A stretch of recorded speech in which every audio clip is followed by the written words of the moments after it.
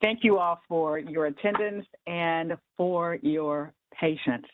Hopefully I can pull this all together and we can have a coherent meeting. Let's start with roll call. And I've got two people that I think I'm not real familiar with. And when we get to you, if you would kind of just give us a brief introduction, that's Tom Curran and Mr. Morrow. Oh, you're from security, right? Yeah, I am the new captain on the lake. Okay. All right. So, Tom, when we get to you, why don't you just start and introduce yourself, please? Roll call. Chair, my name is Tom Curran. I'm retired from St. Louis County Government. I was formerly a St. Louis Public Transportation Commission attendee on a regular basis. I'm now Executive Vice President of Administration at Metro. Good to see everybody again. I just want to say we've missed you.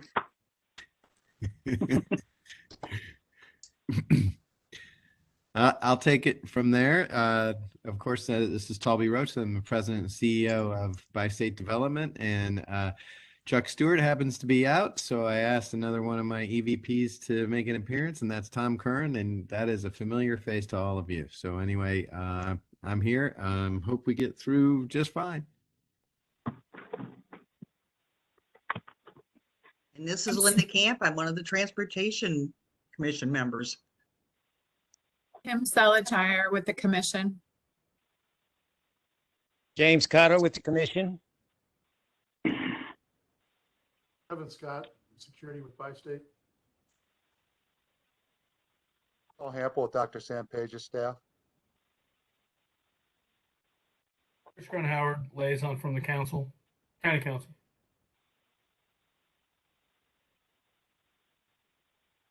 Ted Zimmerman with Bi-State Development Metro.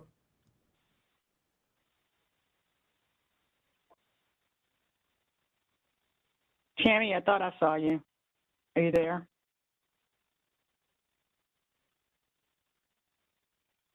Is Tammy still here?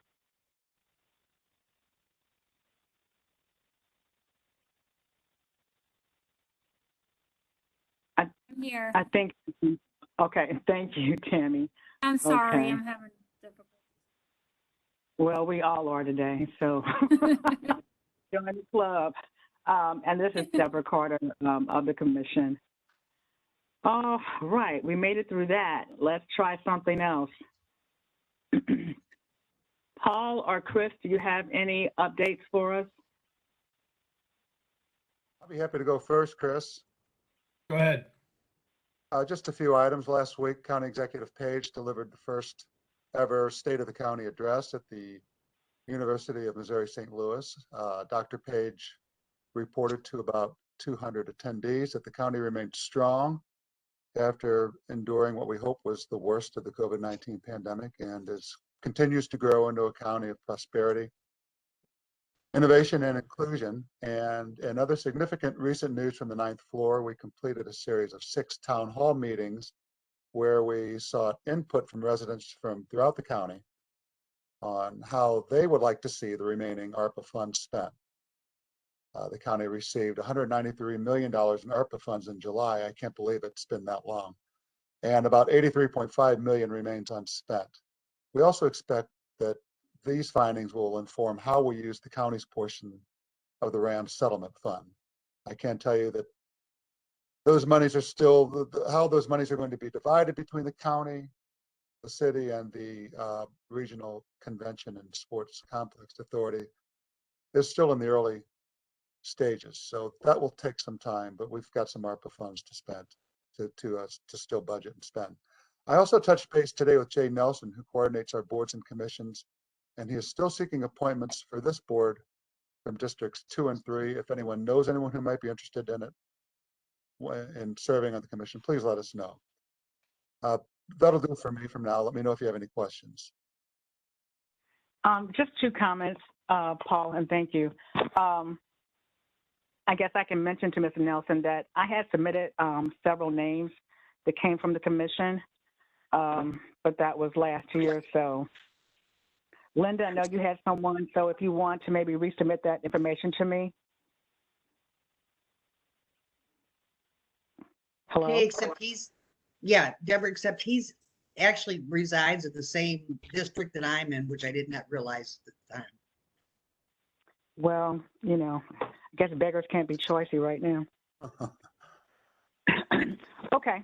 It seems that somebody else had another suggestion. So if anybody does, please send that to me, and I'll send it back to him. I know I sent him a couple last year. And just one question. Yeah. Sorry, I was going to say before you move on, or Paul, can you let us know which districts are not represented on the commission now? Okay. Jay said we need, is it 2 and 3? That was what Jay told me today, districts 2 and 3. Does that seem correct? I'm checking it right now. No. I'm sorry, what was that? I'm checking it. I'm sorry, Izzy, we're talking over each other. Did you say you're checking on that now? So we have 4, 5, 1, and 7. Okay. So And 6, this might 2. be a good time to mention that Izzy works closely with Jay on these appointments, so she knows wherever she speaks. Okay, just one last question, Paul. How are the individuals chosen for the to attend the town hall meeting? We're open to the public. You could sign up, and they're done now. The meetings have wrapped up, but they were. No, I understand that, but I understand that, but okay. It was an open invitation and pretty widely disseminated invitation, as far as I know, Commissioner. Okay, thank you. Before we move on to new business, Kim, I know that your organization is working on something, a transformation for the North Hanley Transit Center. Is there anything that you would like to bring up about that? Sure. We're doing a placemaking project at the North Hanley Metro Transit Center in partnership with AARP and Metro Transit. There is now a design concept survey that we're asking people to weigh in on before we finalize the design for that station's placemaking. They can find that survey at cmt-stl.org.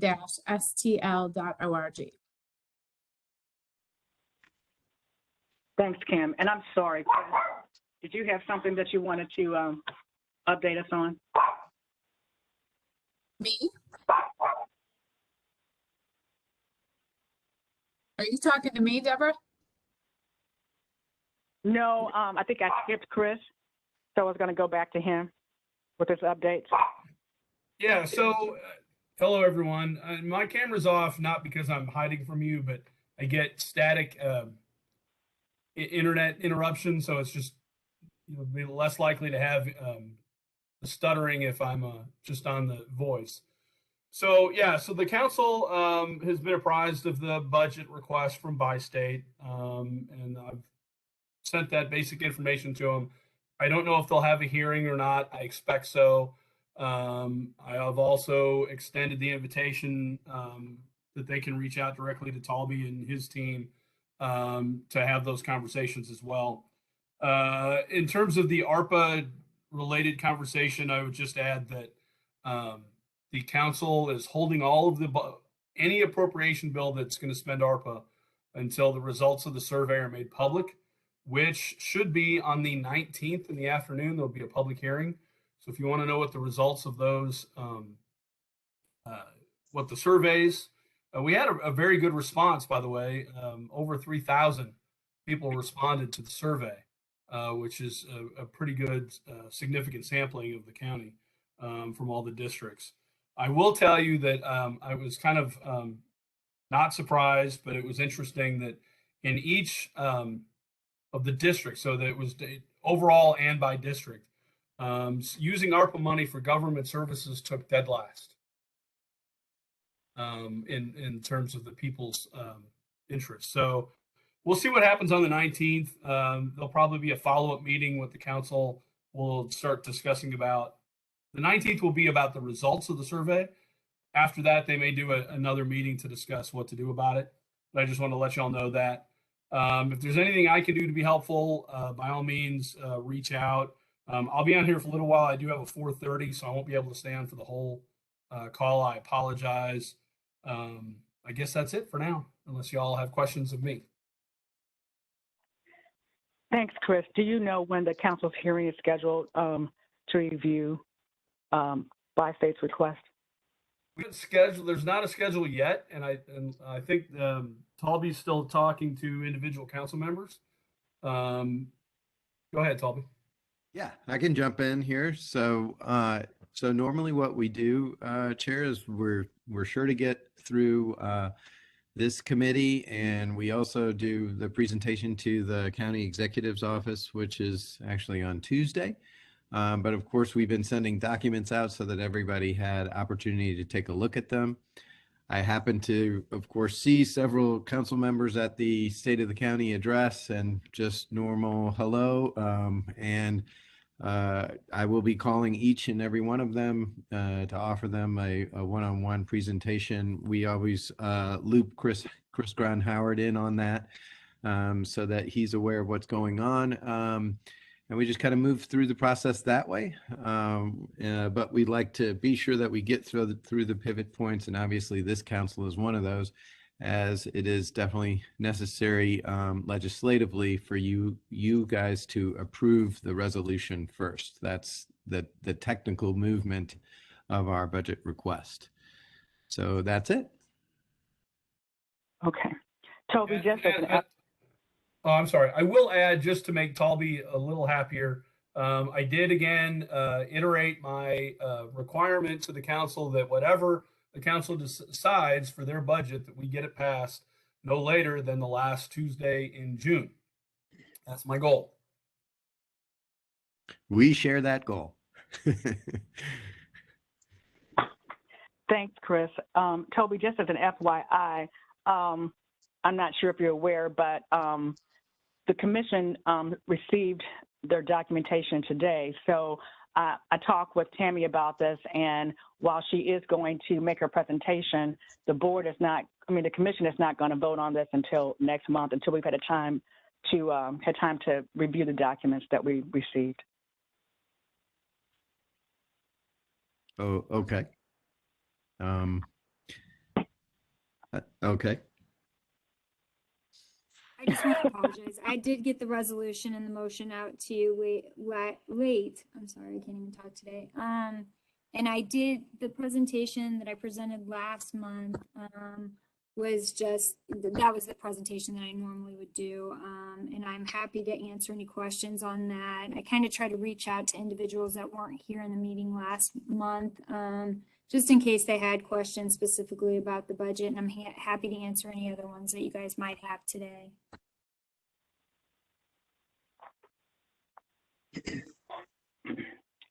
Okay, moving on to new business. Metro. Okay. Good afternoon, everybody. So I'm going to key off some of the things that you mentioned in your agenda, Chair Carter.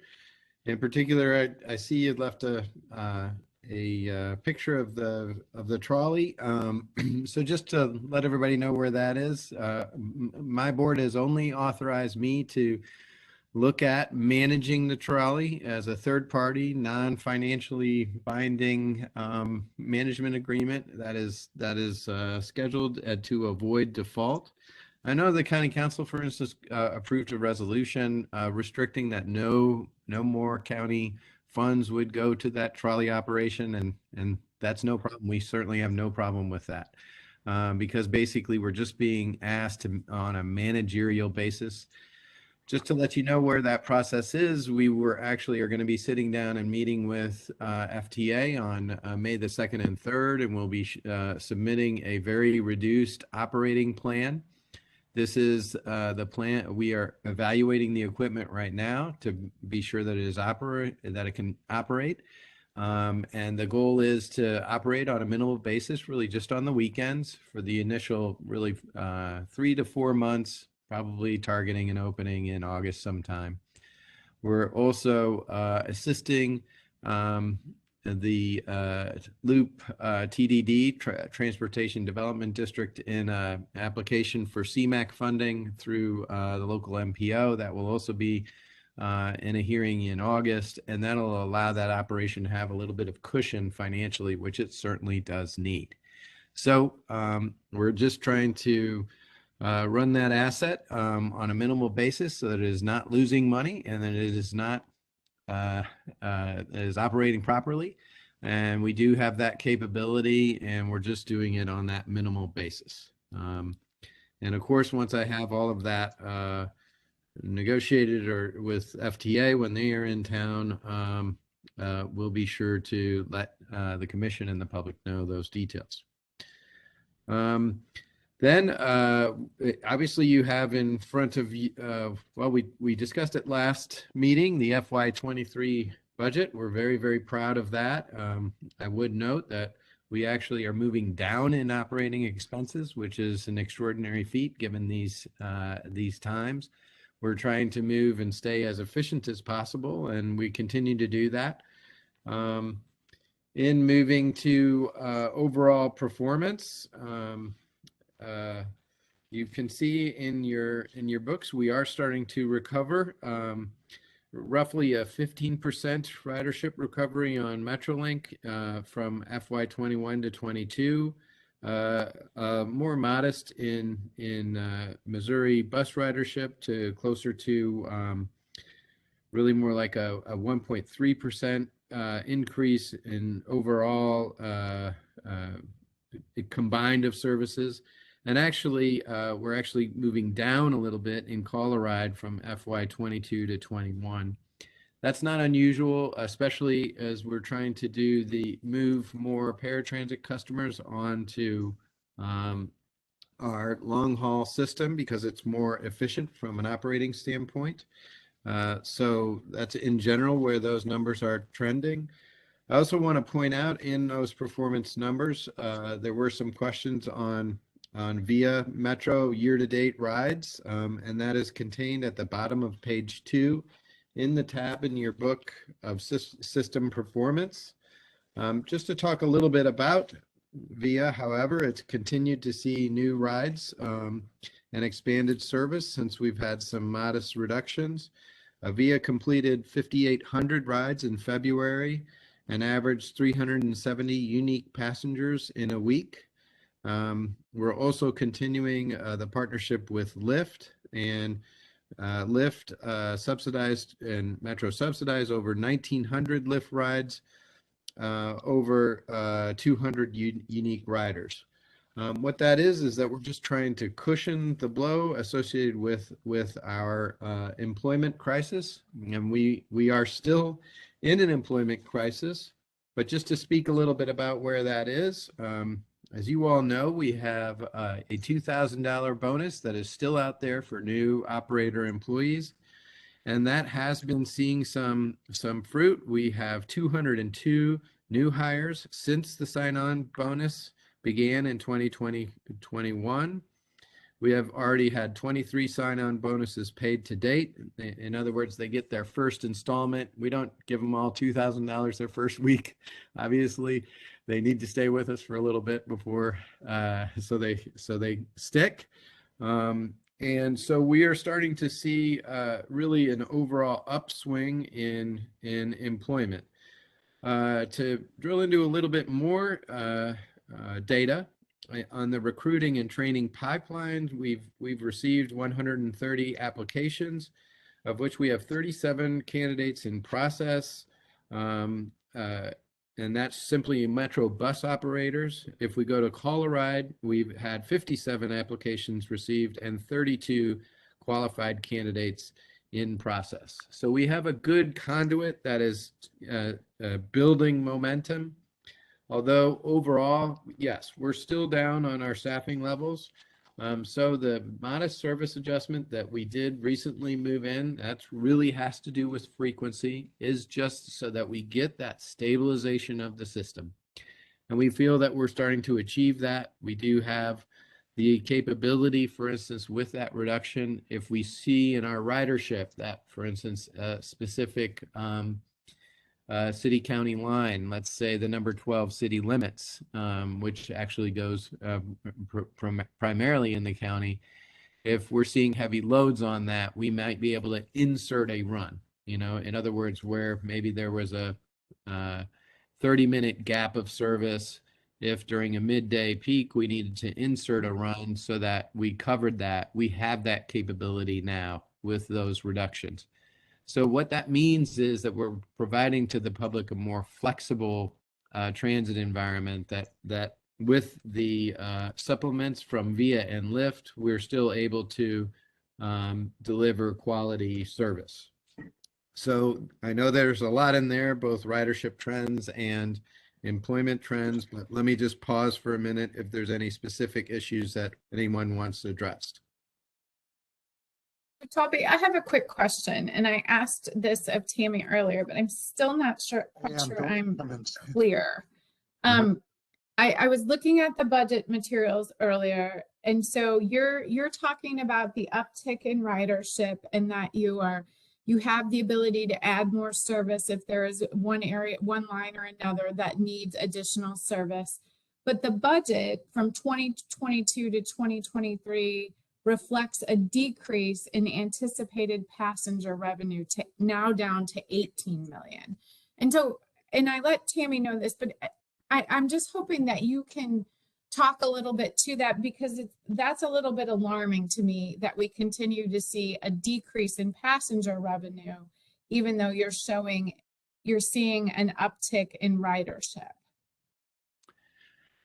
Yes, so sure, I'll be happy to talk about that. So the fundamental average fare of our current ridership where we are does have more folks who really require our service. Okay, so they tend to have a lower coefficient of their rides. These are folks who need transit on a regular basis, so they tend to be monthly customers, and they may have reduced fare. They may be elderly.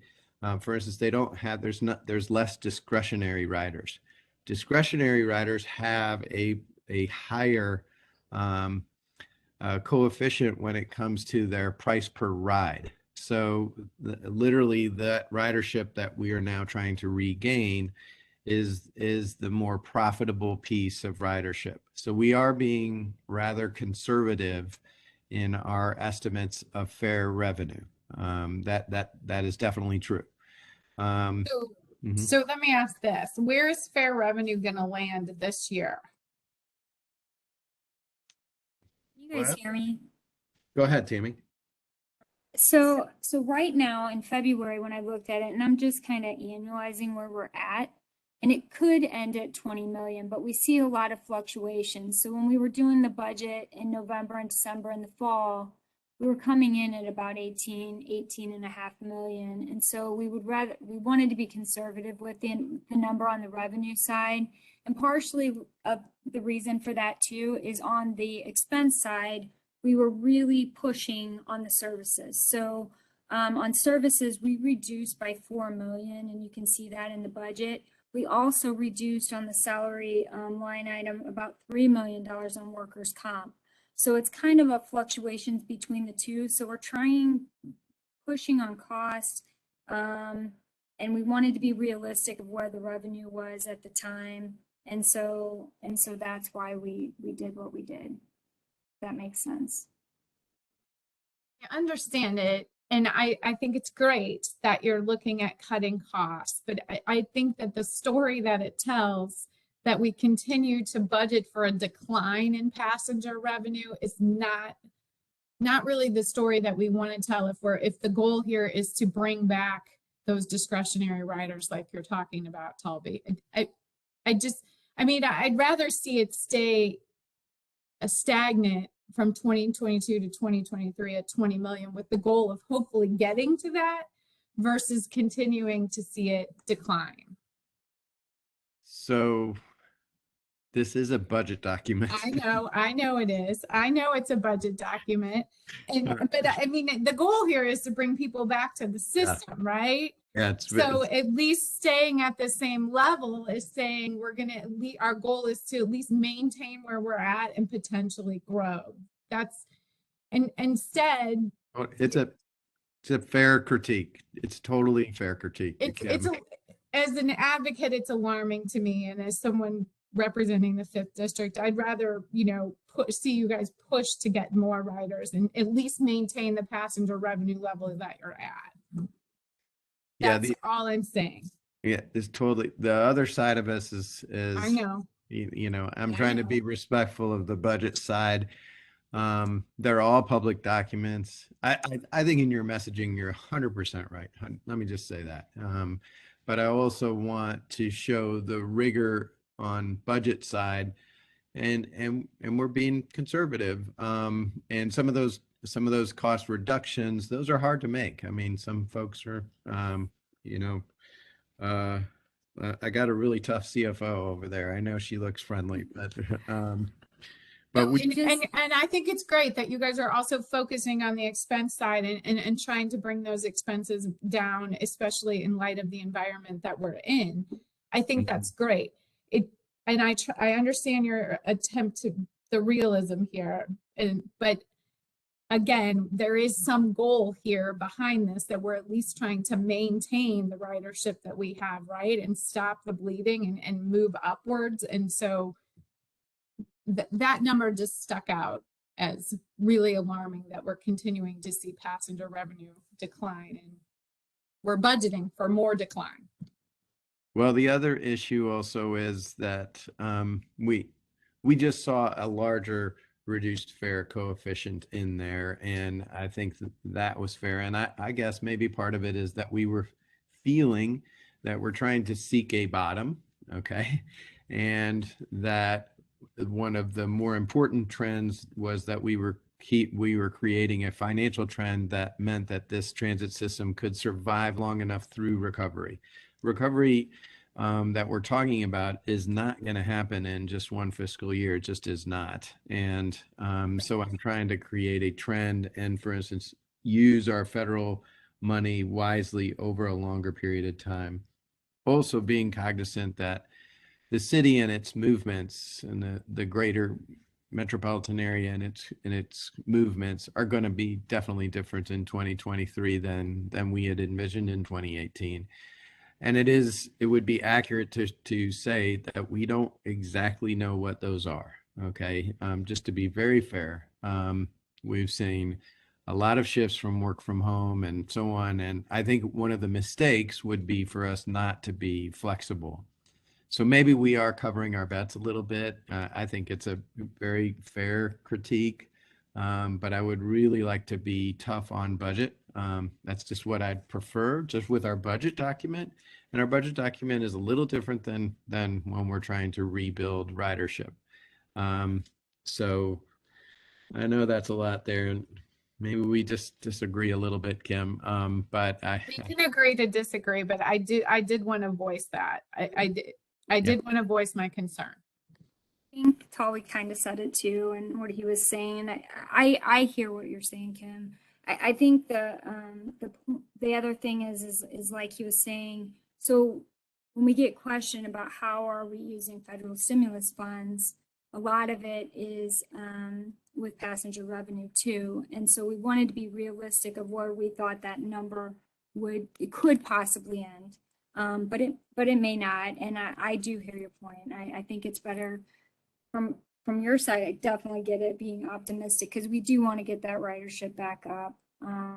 But we were just looking at it from that perspective too.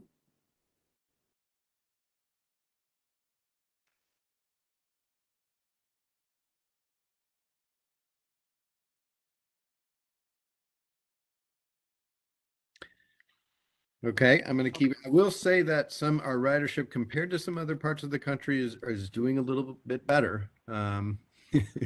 So it's tough all over. So I will definitely say that.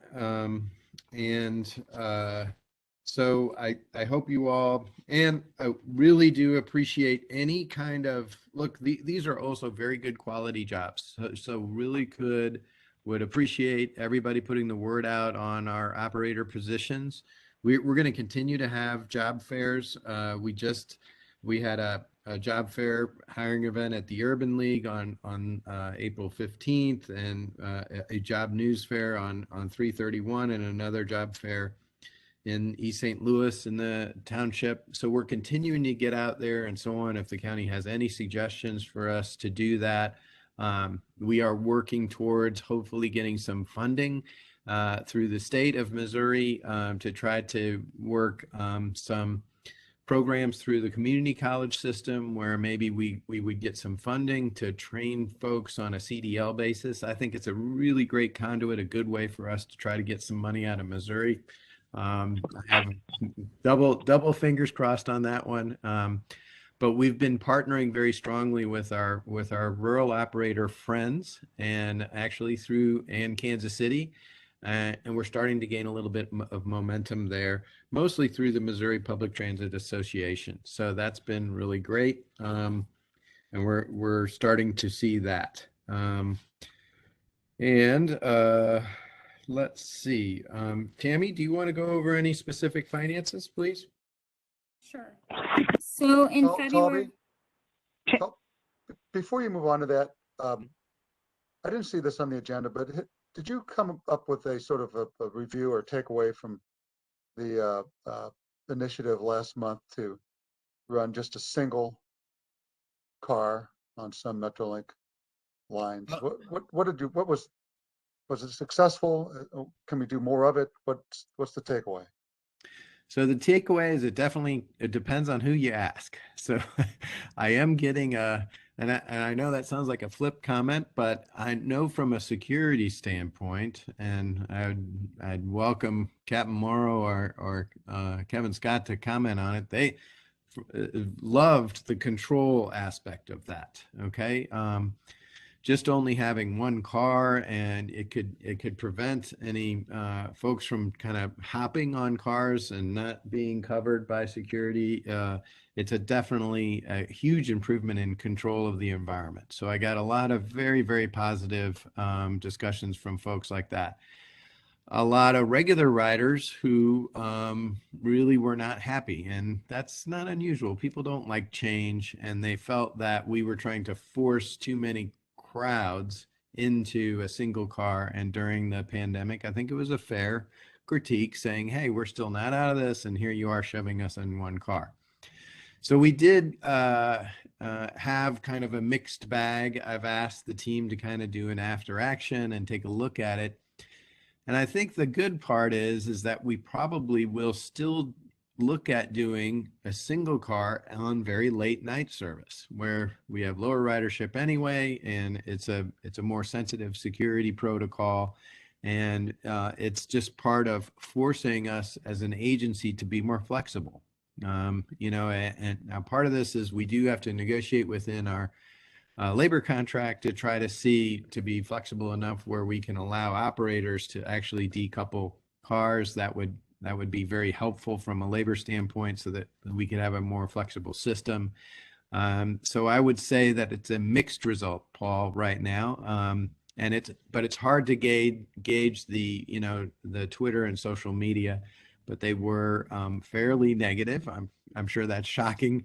But from a security standpoint, boy, I think from us as an operating part of the system to say, hey, our security folks have been asking for this in a long time. We're gonna try it and see how it works. So I do have a memo that I can share on that kind of has a culmination of everybody's thoughts, and I can forward that to everybody on the line now. Kevin or Captain, do you want to just comment on it really quickly? I would say from a security standpoint, several years ago when we started the WSP review of the system, that was our focus of ours. We had many discussions about this. What would this look like? And I think going forward, what does make sense is when the census drops after a certain time of day, when the probability of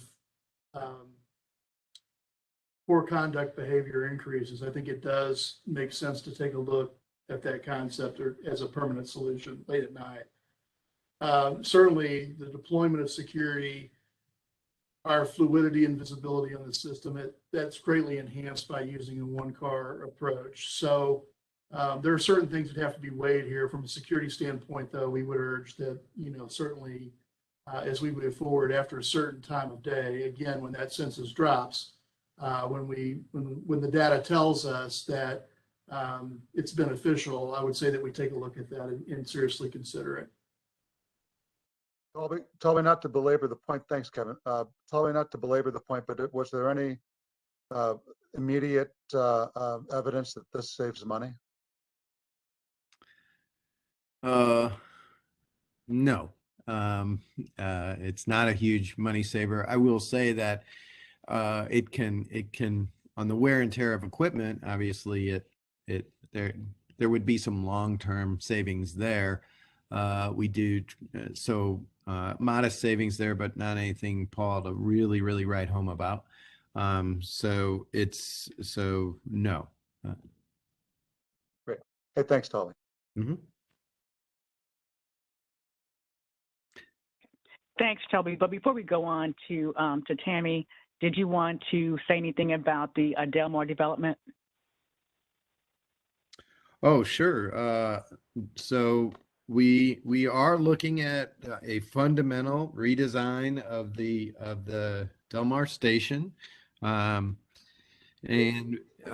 we're trying to look at the possibility of incorporating and partnering with partners around Delmar to enhance that station. As you know, it is a huge kind of dividing point, has a very strong profile of both city and county residents, even though the station is technically in the city slightly. We are looking towards partnering so that we could ambitiously incorporate the existing Wabash station into a redesign of that station. It's very early in it. We would be able to eliminate no elevators, look at significant parking, and also enhance some of the development. It's very early in its development, but it's the kind of thing that we should be doing, looking at these things differently.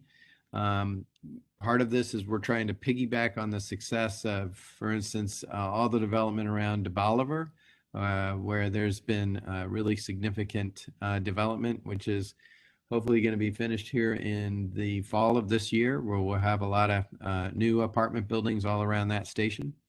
So we want to try to do the same thing there at Delmar, and we have been working on those station design elements right now. I will put those forward to pitch in Washington, D.C. to see if there's any significant funding we can get there associated with that. Because it would be an expensive project. So we will continue to move that pitch along. And I'd be happy to show those plans with the commission as well once they're finalized. Okay, thank you. Mm-hmm. Tammy, saw you. Thank you. So what should have been included in your books this month is the February financials, and looking at year to date, you can see that we're still running at income of about 88 million in total. We did have some problems this month with our systems in February, and so I know that there's some timing issues related to expense, where we maybe don't have the full amount of what the expense for this month or the year to date should be. So I think March as a quarter end will be more representative of where we really are in our numbers. And just to go back to revenue just for a second. So as you can see, the passenger revenue is, if you annualize that out, closer to that 20 million amount. And the city sales tax is down about 2%. San Luis County's running around 5% for the year. Some other items that I wanted to mention. I know that there's a credit showing up on the other local and regional funding, and that's related to some credit we got back from vendors. So we need to look at that. And that is my presentation this afternoon, if there's any questions.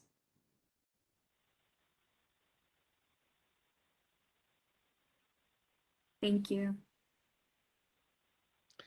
Okay, so now we'll continue to pass the baton to Mr. Zimmerman. Ted?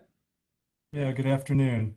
So the last tab in your books, if you have a chance to go to that area, when we look at share of sentiment, we're still seeing a drop in the negative. We see the neutral kind of picked up with about 64%. When you start to look at most of the communications and things that were happening during that time period, as far as February, we're seeing a lot of weather-related pieces, and then also our change in service was actually coming out at that point in time. They both did not impact us negatively, but we do see that downward trend. If you would go back and look at February, where we saw our largest high percentage, which is in the bottom of page 2, you kind of see how that trend just navigates down as we went through April of the prior year. And that's what we kind of see happening there. Most of our social media and our digital performance, our out of home, focused on several areas. One is recruitment. And then we also focused on ridership as well. And as we go, and I apologize because it's a February glance in there, but when we talk, we kind of talk about the current view as well. So when we start to look at our marketing and communications efforts at this point in time, we're really focusing our digital and our out of home on gas prices, and then also working in workforce development. So for instance, out in the county, the Hazelwood Connector, looking at how we can help some of those larger box distribution centers can get employees out there more effectively. So the 100, which connects at the North Hanley station, is a huge piece for us there. And then the final piece that we're looking at as far as targeting, as far as really focusing on special event customers. That's where we'll see a larger dollar value in the people that are riding from that standpoint until we see where this return to work is going for us from that perspective. But the other pages just following just kind of give you some details as far as how we see our transit app moving and the downloads. We're still seeing good impressions from those pieces. We're still, like I said, focusing a lot on our workforce development and making sure that we have team members coming to work for us. We also have every second Saturday of the month, we do second Saturday hiring out at our central facility, and we heavily promote that as well as the other job fairs where Bi-State Development and Metro Transit are going to be. In February, we highlighted that it's been 2 years since the signing of our security agreement with our police partners and our funding sources, and that was an exciting day for us. And we continue to highlight that, as well as Black History Month. And then also as we get into February, telling stories of how people met on Metro and they fell in love. So those are always inspirational as well. So if you're looking for love, Metro is out there for you, and we can help you in any way we can do from that standpoint. Do you have any questions for me? Great ending. Thanks, Ted. You're very welcome. Okay. Ray, anything from transportation? Ms. Carter, the Transportation Department doesn't have anything to report this month. Okay. But you will soon. I'm glad to hear that you're going to be working on Airport Road, although I know it may not be until next year, I hear. Yes, yes. Oh, and I guess just a little bit to report is Transportation Department did apply for some federal funds, and the federal funds had a bunch of different categories to get points on. So the more points you score, the better chances you are of getting funding. And some of those funding points were included with bus stops and Metro bus routes.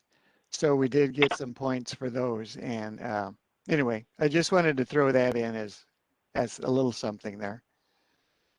Okay, thanks. Is that going to include airport as well? You've got numerous bus stops. Adam?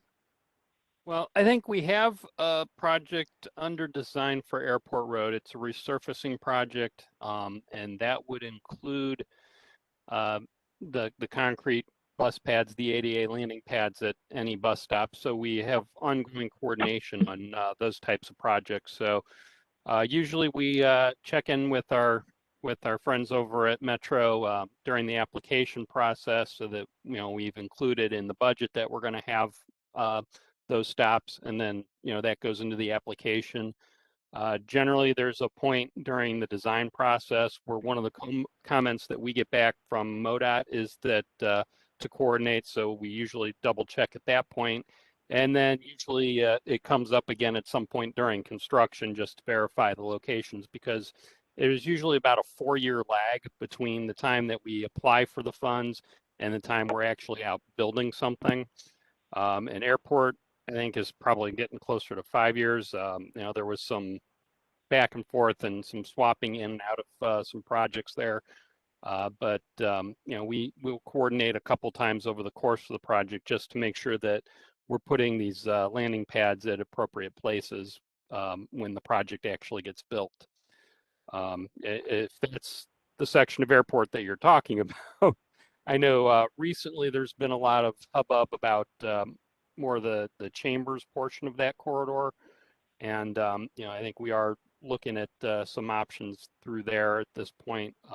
But I don't know if we're committed to a funding schedule or to a construction schedule yet, because I don't know if we've identified funding for that project. Okay, thank you. I think it was announced by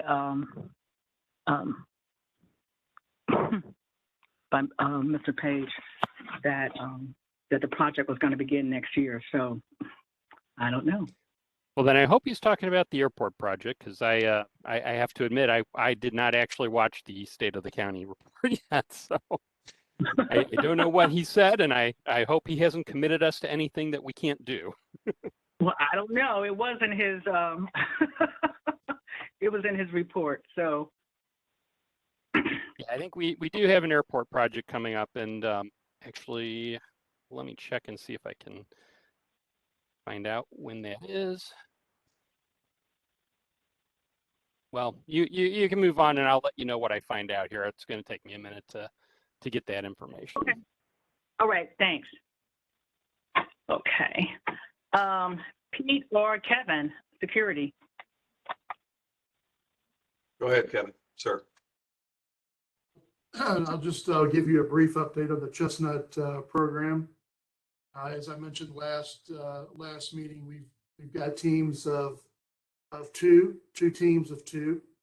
One is assigned to the Civic Center, which is downtown outside of the hockey stadium. The other, a couple of weeks ago, has now been fully assigned to North Hanley. And we're going to make some modifications to the North Hanley team, I think, over time, have them bounce from North Hanley to Rock Road to have more of an impact. But we will see how that plays out and see what type of data we get from the North Hanley team moving forward. So that is up and running.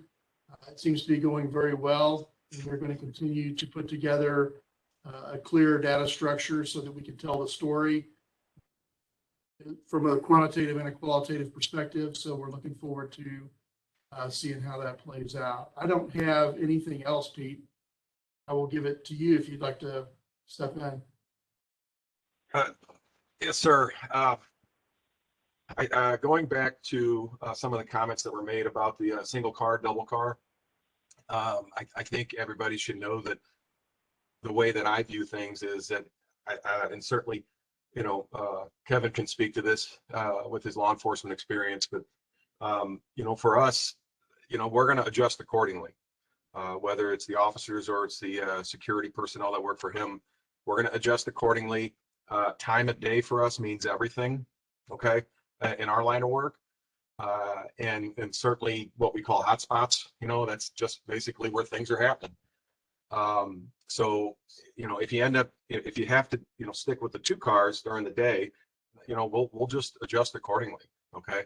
Obviously it's safer for us to have one, to deal with one car versus two for all the reasons that Kevin already spoke of. But you have to know that in the end of the day, you know, you guys have to move people. And I understand when you're going to have two cars. So we'll, at least on my end, we'll adjust accordingly and do what we have to do.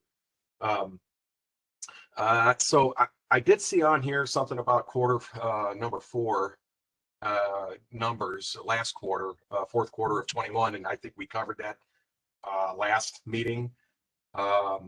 So the only thing I'd like to at least comment on today is something that just happened the other day over at on the Del Mar. It was last Thursday on the opening day for the Cardinals. There was about a 60-year-old man who was carjacked on the parking lot of the Del Mar stop. It was pretty early in the morning, about 10 a.m., something like that. That case is, my understanding is that the district detectives are working that, the 5th district detectives, and they've recovered the car. And at this point, they think they have an idea of who is involved. And we suspect we'll be hearing something about that in the coming weeks. But that's really all I have. If I could just add one more thing regarding the data, the reports. Q4, after we met last time, some of you said that you had not received that. Our communications department, my colleague Patty Beck, sent that back out for me. So if you're still not receiving it, please let us know. Q1 of 2022 is being prepared now.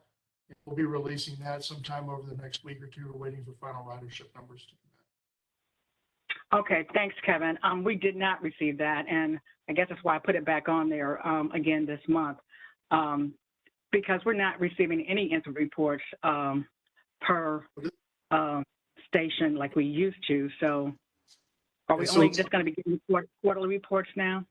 Yeah, Ms. Carter, let me take you back to the revision of the changes that we made. So those repetitive reports we've combined into an overall quarterly review. So every 3 months, we'll release those reports, and those numbers are collected from all 3 law enforcement agencies and married together. There's a summation page at the beginning of the report, and then each of the jurisdictions is broken down based on incidents and locations specifically. So we've been sending those out. I'm sorry that you haven't gotten those, but I will get everybody's email address personally and hand deliver those reports. All right. I will make sure that everybody gets the report. So I will resend the Q4 report, and I will also hand deliver the Q1 report for 2022 when it comes out. So be watching for that. Thank you very much. I couldn't ask for anything more. Yes, ma'am. Are there any questions for anybody before we close? Deborah, I just wanted to let you know I did get find out what's going on with the airport project here. Airport Road, we've got a project. It's basically it's resurfacing from 170 to North Florissant. It's going to include, the repair and resurfacing of the pavement. It's going to be some ADA curb ramps on all the side streets, a little bit of sidewalk repair here and there, some traffic upgrades or signal upgrades, that type of thing. And we'll coordinate to make sure that we get, ADA compliant landing pads at any of the bus stops that we're aware of. And it looks like right now that project is wrapping up design. We're looking to select a contractor October of this year, which means that likely by the time that gets through and we have a contract with the contractor and everything, they probably won't necessarily start work until spring just because of weather considerations, but they'll be able to start as soon as they sign their contract, and so that could be in January, but a lot of times that ends up sliding till about mid-March when we get stable warm weather. Thank you. That sounds great, Adam. Sure. Anybody else? Okay. Thank you all for your time and attendance. And next month, I guess we will deal with the annual budget and get that approved. And if anybody has any questions when they review their documents, you can contact me or put them in writing, so they'll be more succinct when we get here next month. If there's nothing further, then I look forward to seeing everyone on May 9th. Thank you. Thank you. Thank you, Ms. Carter. Thanks, Kim. Thanks, Deb.